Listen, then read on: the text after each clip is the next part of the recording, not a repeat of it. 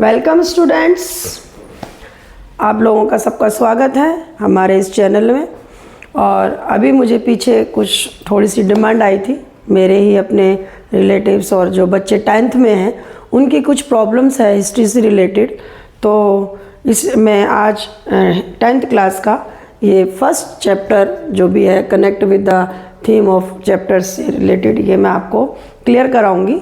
और देखो, एग्ज़ाम का डर तो होगा ही, अभी एग्ज़ाम फियर सबको होता है, पेपर पास आ रहे हैं और कुछ सब्जेक्ट्स होते हैं जिसमें हमें थोड़ी सी प्रॉब्लम्स आती हैं। एसएसटी का थोड़ा सा अभी बच्चों को थोड़ा इग्नोर कर देते हैं, साइंस पे ज़्यादा जोर होता है या कॉमर्स पे होता है या मैथ्स पे होता है, लेकिन एसएसटी भी अपने आप में एक बहुत इम्पोर्टेंट सब्जेक्ट है।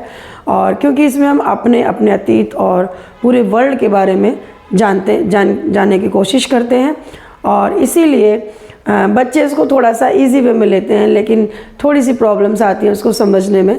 तो आज मैं आपको कोशिश करूंगी कि थोड़ा इजी वे में समझाऊं। वैसे भी कुछ अब तो आप लोगों का सिलेबस भी चेंज हो गया, कुछ चैप्टर भी कट गए हैं, इसमें से हिस्ट्री में से हटा दिए गए हैं, और कुछ एक नया पैटर्न थोड़ा सा स्टार्ट हुआ है कि शायद पेपर में वो इस बार से आए। तो आप इसको बर्डन ना माने और बहुत इजी वे में इसको समझने की कोशिश करें। मैं बहुत छोटे छोटे पॉइंट्स में और छोटे छोटे कॉलम्स में, ब्लॉक्स में आपको इसे समझाने की कोशिश करूँगी, और मुझे उम्मीद है कि समझ में आएगा। और मैं ये भी चाहूँगी कि जितना मैं समझाऊँ उसको आप एक बार 5 मिनट 10 मिनट ज़रूर रीड कर ले, तो मुझे लगता है कि वो आपका एक तरीके से तैयार हो जाएगा।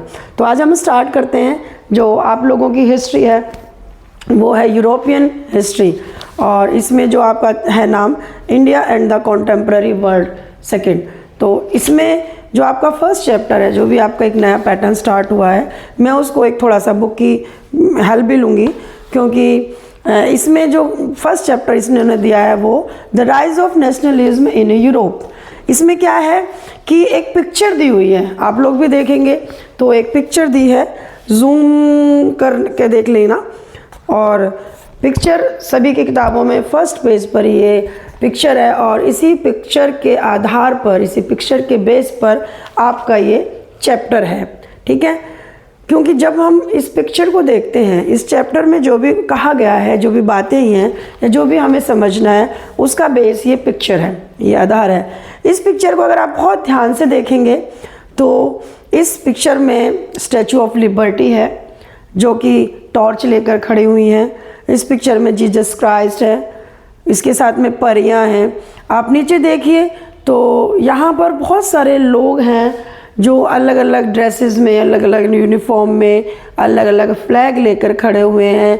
एक ट्रेन की तरह इन्होंने अपनी एक लाइन बना रखी है, और मेल और फीमेल दोनों ही बहुत बड़ी तादाद में हैं, बहुत ज़्यादा लोग यहाँ पर इकट्ठे हुए हैं। तो आखिर ऐसा क्यों, ये पिक्चर किसने बनाई और इसकी क्या ज़रूरत पड़ी, ठीक है। जैसा कि आप सभी जानते भी हैं, आपने सुना भी है, पढ़ोगे अभी, कुछ पढ़ा भी होगा, कुछ मूवीज़ में देखा होगा कि बहुत टाइम पहले 18 में 17 में जो मोस्टली जितने भी कंट्रीज़ थी ब्रिटेन की कॉलोनी के रूप में थी, जिसमें अमेरिका भी था, फ्रांस भी था, पोलैंड भी, हंगरी, ऑस्ट्रिया, मोस्टली ये कॉलोनीज़ थी। और क्या था कि अगर हम बात करते हैं अपने, मतलब मैं आपको थोड़ा सा एग्जांपल दूंगी हिंदुस्तान की, तो हमारी जो सिस्टम था वो कैसे चलता था, परंपराओं पर, राजा महाराजाओं पर। जो देश था वो टुकड़ों में बटा हुआ था। यही कंडीशन यूरोप में भी थी।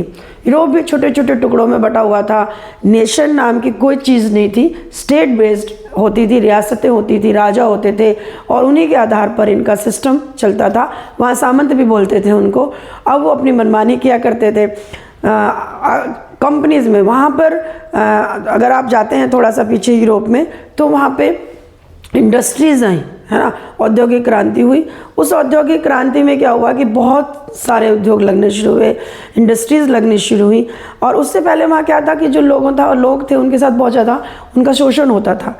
शोषण इन द सेंस उनको टॉर्चर किया जाता था, और उनसे 8-8 दिन तक कंटिन्यू काम लिया जाता था, और यहाँ तक भी था कि जो फीमेल्स थी, जो महिलाएं थी, उन्हें कोई राइट नहीं था किसी भी तरह का, और उनको बस काम में लगाया जाता था।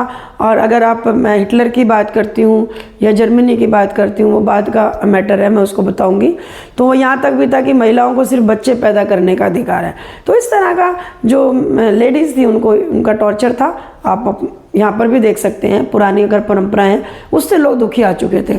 टाइम का कोई घंटा नहीं था, कितने घंटे किसी को काम करना है, कर रहा है, दिन रात सब बुरा हाल था। इसके अलावा गुलामी व्यवस्था थी, है ना, स्लेव्स थे बहुत सारे, और लोग एक दूसरे के गुलाम थे, लोगों को गुलामी के जंजीरों में रखा जाता था, उनसे अफीम की खेती कराई जाती थी, ये सब सारी चीज़ें थी। इसके साथ में ही मैंने एक चीज़ और बहुत पहले पढ़ी थी कि जो चिमनियाँ होती हैं, जो कारखाने होते थे, उनकी जो चिमनी थी, उनको साफ़ करने के लिए उनके पास कुछ भी नहीं था। तो यहाँ तक था बुरा हाल कि छोटे छोटे बच्चों को कपड़ों में, डंडों में बांध कर उनसे चिमनी साफ़ कराई जाती थी, जिससे कि वो बच्चे वहीं झुलस जाते थे। तो इन सब चीज़ों से लोग बहुत परेशान थे। धीरे धीरे यूरोप में ये कॉन्सेप्ट मैं आपको इसलिए बता रही हूँ क्योंकि आप पढ़ेंगे इसमें जो आगे जाके नेशनलिज्म, तो ये राष्ट्रवाद का कॉन्सेप्ट कहाँ से आया। और ये जो पिक्चर आपके सामने है, ये फ्रांस का एक चित्रकार है, एक पेंटर है, 1848 का ये पिक्चर है, जो कि फ्रेडरिक सोरियो, आपने इसमें नाम भी पढ़ोगे। इसने ये इसकी इमेजिनेशन है, ये इसकी कल्पना है कि ये ऐसा देश चाहिए इसको, ऐसा देश जिसको फ्रीडम मिल चुकी हो, जिसमें नेशनलिज्म हो चुका हो, जो राष्ट्रवाद की भावना रखता हो, जिसमें स्टेट वाइज नहीं बल्कि नेशन वाइज, नेशन की थ्योरी काम करे। तो इस तरीके से अब इसमें जो मेन चीज़ें दर्शाई गई मैं आपको एक्सप्लेन कर देती हूँ कि जैसे इसमें दिया गया है, इस समय जो ये टाइम पीरियड है जिस टाइम में ये बुक लिखी हुई और ये पिक्चर है, कि स्टैचू ऑफ लिबर्टी के हाथ में एक टॉर्च है। इसका मतलब है कि इस टाइम पर अमेरिका को फ्रीडम मिल गई थी। अमेरिका एक नेशन था, और उसका टॉर्च यानी एक रोशनी दिखा रहा है, वो एक लाइट दिखा रहा है कि वो अब स्वतंत्र देश है, स्वतंत्र राष्ट्र है, और अब उसके अंदर रिपब्लिक कंट्री वो बन चुका है। अब उसका अपना शासन है, अपना प्रशासन है, अपना कॉन्स्टिट्यूशन है। जब अमेरिका को स्वतंत्रता मिली तो बाद में दूसरे देशों में भी ये चीज़ें पनपने लगी, उनके भी थॉट्स चेंज होने लगे। और इसके साथ में जो सबसे पहले नेशनलिज्म की बात करता है वो था फ्रांस को हम आगे अगले चैप्टर में पूरा पढ़ेंगे, यहाँ मैं ब्रीफ में लेकर चलूँगी। वो था फ्रांस ने ही नेशनलिज्म की लीडरशिप की थी, वही लीडर था इसका राष्ट्रवाद का, उसने ही क्रांति करी, उसने रिवॉल्यूशन किया, उसने ही आंदोलन किया। और आप ये देखेंगे कि उसके बिल्कुल पास में जाके थोड़ा सा यहाँ आके जो फ्रांसिस जो लोग हैं वो इसके पास आ रहे हैं, यानी कि वो कहते हैं कि हम भी फ्रीडम के कहीं ना कहीं बहुत क्लोज आ चुके हैं, और कुछ समय के बाद ही हमारा भी कॉन्स्टिट्यूशन होगा, हमारा भी नेशन होगा, हमारी भी अपनी स्वतंत्र गवर्नमेंट होगी। तो इस तरीके से इसके अलावा ये जितने भी लाइन हैं, ट्रेन के डब्बे की तरह लोगों ने लाइनें लगा रखी हैं, मेल और फीमेल, इसमें बहुत ज़्यादा फीमेल भी हैं। फीमेल इसीलिए कि इनका ये मानना था या सपना था कि एक दिन महिलाओं को भी उनके अधिकार, उनके राइट्स अपने देश में मिलेंगे जब उनका देश आज़ाद हो जाएगा, जब उनके देश को फ्रीडम मिल जाएगी। इसके अलावा यहाँ पर एक जो झंडा, एक फ्लैग दिखाया है जिसमें फ्रांस का फ्लैग है, जो कि 3 कलर में है, रेड, ब्लैक और गोल्ड कलर में। तो वो उसका वही सिंबल है, उसने दिया है कि अब मेरी भी आज़ादी या मेरा फ्रीडम बहुत पास है, और मेरा भी देश अब नेशनलिज्म में परफेक्ट हो जाएगा, या मुझे एक नेशन कंट्री के रूप में जाना जाएगा, मैं राष्ट्रवाद आ जाएगा, स्टेट वाला जो कॉन्सेप्ट है वो ख़त्म हो जाएगा। इसके बाद में महिलाओं को अधिकार देने का ये सपना कि जो महिलाएं वो इसीलिए शामिल हुई कि हमें भी कुछ ना कुछ राइट्स मिलेंगे, हमारी भी वैल्यू बढ़ेगी, हमारी भी जो हैसियत है वो ऊपर होगी। इसके साथ ही और जो लोग हैं वो ट्रेन की तरह, ट्रेन का मतलब इन्होंने जो शेप दिया वो यही है कि एक देश को मिलती है, एक देश लीडर बनता है, तो उसके पीछे पीछे धीरे धीरे सभी राष्ट्रों को आज़ादी मिल जाएगी, सभी राष्ट्र को फ्रीडम मिल जाएगी, और उनका भी अपना एक कॉन्स्टिट्यूशन होगा, एक नेशन होगा। इसके साथ में एक पिक्चर यहाँ ऊपर दिखाई गई है जीसस क्राइस्ट की। आपने देखा जीसस क्राइस्ट, जैसे कि हम देखते हैं, हम मूवीज़ में भी देखते हैं, वो ऊपर से आशीर्वाद देते हुए हैं कि शायद मतलब जो हम यहाँ कर रहे हैं, हम आंदोलन कर रहे हैं, हम फाइट कर रहे हैं, हम इकट्ठे हो रहे हैं, ये इसका जो हमें आज़ादी मिलने वाली है उसके लिए हमें जीसस क्राइस्ट आशीर्वाद दे रहे हैं, हमें मोटिवेशन दे रहे हैं कि जो तुम कर रहे हो वो ठीक है और उसी रास्ते पे चलते रहो। इस रास्ते पर चलकर ही आपको, जैसे हम कहते हैं कि हाँ ईश्वर भी देख रहा है, भगवान ने हमें आशीर्वाद दिया है, उसी तरीके से जीसस क्राइस्ट को यहाँ प्रेजेंट किया गया है। इसके अलावा यहाँ पर एक छोटे आपको इमेजेस पड़े हुए मिलेंगे। ये जो इमेजेस पड़े हुए हैं ये क्या है? ये है पुरानी परंपराएं, पुराना जो उनका चाल, जो जिस तरह से वो एडमिनिस्ट्रेशन चलाते थे, जिस तरह से वो सब चीज़ों को रूढ़िवादी था, जिसमें कि चेंजेस नहीं आते, है ना, वो सारी चीज़ें कि महिलाओं को दबा कर रखो, जो लोअर क्लास है उसको दबा के रखो, उसके लिए कोई टाइम पीरियड नहीं है, उसने खाना खाया नहीं खाया है, गुलाम बना के रखो, क्योंकि लोगों को गुलाम बनाया जाता था। सबसे ज़्यादा जो गलत स्थिति थी वो मतलब उस टाइम पे यूरोप, फ्रांस, अफ्रीका बहुत गंदे तरीके से उनके साथ में ट्रीट किया जाता था, उनको टॉर्चर किया जाता था। तो इसी सब की आप इसे पढ़ेंगे तो आपको थोड़ा समझ में भी आएगा। तो इसकी सबको डिस्क्राइब करता है ये इसका सपना, जो कि फ्रेडरिक सोरियो था। उसने ये चाहा, उसने ये उम्मीद जताई कि आने वाले समय में, फ्यूचर में हम लोगों को भी एक नेशन से हमें इंट्रोड्यूस कराया जाएगा। और इस समय मॉडर्न स्टेट और मॉडर्न स्टेट से फिर नेशन स्टेट।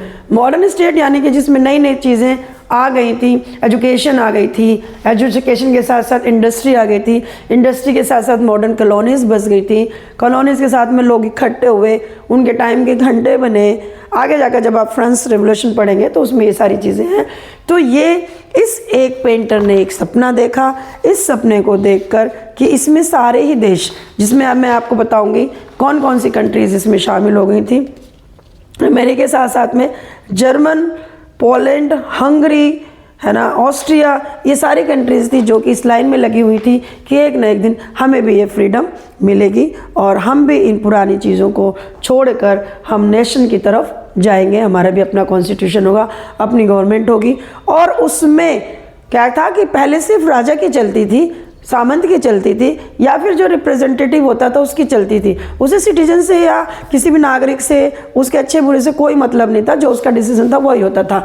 लेकिन यहाँ पर इन्होंने डिमांड की, इनके दिमाग में आया कि नहीं, हम जो गवर्नमेंट बनाएंगे उसमें जो हमारे सिटीजन्स होंगे, जो लोग होंगे, वो भी शामिल होंगे। और उसके लिए शुरुआत की जो सपना देखा गया, इलेक्टेड बॉडी, यानी इलेक्शन के ज़रिए हमारी भी गवर्नमेंट्स बनेंगी और हम मॉडर्न से नेशन स्टेट की तरफ जाएंगे।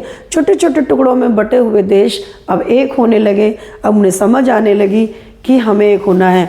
और ये जो आप इसमें देख रहे हैं उसका भी रीज़न यही है कि एक को देखकर दूसरे के अंदर जो थॉट्स जगे, उनके थॉट्स के बढ़ने से ही या उन थॉट्स के आने से ही ये लोग इकट्ठे हुए, क्योंकि सबका एम एक ही था, सबका उद्देश्य एक ही था और सबकी डिमांड भी एक ही थी। और इसीलिए वो ये चाहते थे कि हम सभी कंट्री के जितने भी लोग हैं, ये हमारे देश को वो आज़ादी मिले, हमारे देश को वो मान सम्मान मिले, जिसकी वजह से हम आगे जो नेशनलिज्म वाले जो थिंकिंग्स हैं वो इन देशों के बीच में आई। हमारी अपनी एक आइडेंटिटी हो, हमारी एक पहचान हो, महिलाओं की पहचान हो, देश के नागरिकों की पहचान हो, उनके सिस्टम की पहचान हो, उनके कल्चर की पहचान हो, उनके रिलीजन की पहचान हो, और उन्हें भी लगे कि हाँ, हम एक पर्टिकुलर कंट्री के नागरिक हैं, सिटीज़न हैं, हमारे राइट्स हैं और अपने देश के प्रति हमारी ड्यूटीज़ हैं और हम अपने देश के लिए आगे उसका डेवलपमेंट करने के लिए अपना योगदान दे सके। तो इस वाले चैप्टर में मेन एक ड्रीम है इसका, फ्रेडरिक का, और इस ड्रीम को ये पूरा करना चाहता था। और आप देखेंगे इसके बाद में इस चैप्टर के जो नेक्स्ट चैप्टर है, इसके लिए ये इतना सफिशिएंट है अगर आपको समझ आ गया हो तो। और मुझे लगता है, उम्मीद है कि आप लोगों को ये चीज़ समझ में आ गई होगी, क्योंकि बहुत ऐसा क्रिटिकल कोई मैटर नहीं है। इसके बाद में हम नेक्स्ट टॉपिक लेंगे आज नहीं लेंगे, नेक्स्ट क्लास में लेंगे, क्योंकि मैं थोड़ा थोड़ा ही आपको पढ़ाती हुई चलूँगी ताकि आपको थोड़ा थोड़ा क्लियर होता चले। क्योंकि वर्ल्ड हिस्ट्री है, थोड़ी सी आपको लगेगी चेंज, लेकिन अगर आप सिमिलर करेंगे इंडिया से तो इंडिया और वर्ल्ड हिस्ट्री में कोई ज़्यादा डिफरेंस नहीं है। बस वो लोग हमसे थोड़ा जल्दी फ्रीडम पा गए थे, हमारे अंदर उनके बाद जब फ्रांस को फिर स्वतंत्रता मिल गई, अमेरिका को मिल गई, अफ्रीका को मिल गई, तब हम लोग जागे और हमारे यहाँ पे भी फिर जो आंदोलन हुए, रिवोल्यूशन हुआ, वो तेज हुआ। तो इसी के साथ में मैं इसको समाप्त करूँगी आज की क्लास के लिए। इसको आप थोड़ा सा देखना, समझना, अपने इस पिक्चर को लेके बैठना, और इसके साथ जो मैंने आपको थोड़ा समझाने की कोशिश की है उसके साथ साथ जब आप समझेंगे तो आपको इसी से समझ में आ जाएगा। तो अब नेक्स्ट क्लास में मिलेंगे आपको the French revolution and the ideas of the nation, कि फ्रेंच जो था वो कैसे लीडर बना इस रिवोल्यूशन का, इस क्रांति का, इस नेशनलिज्म का। तो इसके बारे में हम नेक्स्ट क्लास में पढ़ेंगे। आज ही के लिए यहीं पर अच्छे से ध्यान से पढ़ो, खुश होकर रहो, मोटिवेट रहो। Thank you.